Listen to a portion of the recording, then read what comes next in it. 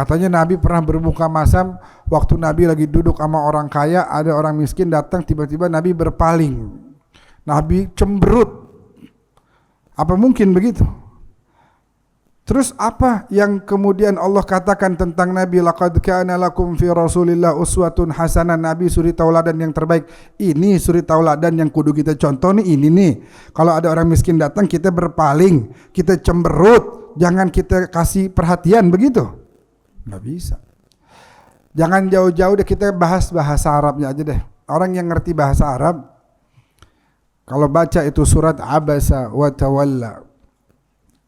Nah, ini Habib Razi mumpung ada di sini, kalau saya salah bisa dibenerin. Abasa fi'il madhi. Fa'ilnya mana? Dhamirun mustatirun taqdiruhu huwa. Yang cemberut itu dia. Orang itu dia. Abasa wa tawalla. Yang berpaling itu siapa? Dia. Anja'ahul a'ma, pada saat orang buta itu mendatangi dia. Habis gitu, wa ma yudrika la'allahu yazakka aw yadhakkaru fatanfa'ahu adz-dzikra. Jadi berubah nih dari kata-kata dia kemudian berubah menjadi kamu. Berarti kan ada dua orang. Abasa, cemberut. Siapa yang cemberut? Dia. Wa tawalla, dan berpaling. Siapa? Dia. Anja'ahul a'ma, ketika orang buta datang kepada dia. Kemudian Allah bilang, wa ma yudrika, kepada Nabi Muhammad, kaf, kamu wahai Nabi, ya, kamu, jadi khitabnya berubah dari dia menjadi kamu. Berarti kan ini ada dua orang. Kalau emang yang cemberut Nabi harusnya apa? Abasta wa tawallaita an ja'akal a'ma. Kamu cemberut, kamu berpaling waktu orang miskin buta datang kepadamu. Harusnya begitu. Atau harus istiqamah pakai dhamir huwa, abasa wa tawalla an ja'ahul a'ma wa ma yudrihi la'allahu yazakka. Begitu harusnya. Maka dari situ aja kita udah bisa simpulin, cukup orang yang ngerti bahasa, yang cemberut ini orang lain. Yang dibicarakan setelah, yang diajak bicara setelah itu Nabi.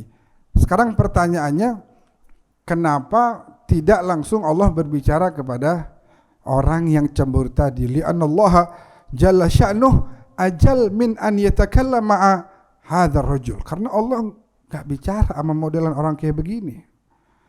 Allah manggil di Al-Qur'an, ya ayuhan nas, hai sekalian manusia, ya ayyuhalladzina amanu.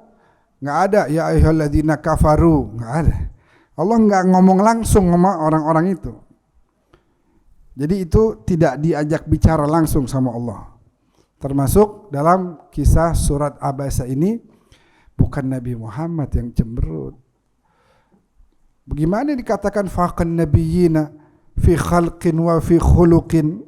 Dia di atas Nabi akhlaknya, bahkan fisiknya.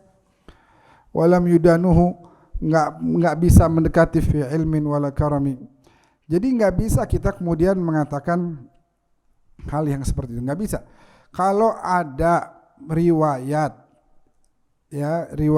yang berbenturan dengan ayat Al-Quran, itu riwayat harus ditakwilkan. Ada hadisnya.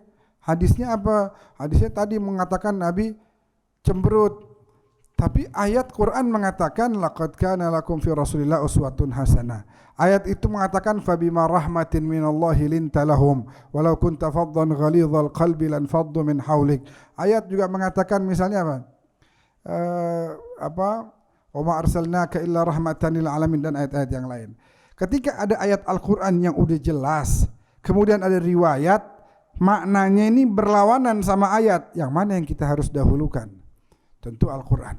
Imam Syafi'i pernah bilang, kalau ada pendapat saya berbenturan sama Al-Quran, buang tuh pendapat jauh-jauh.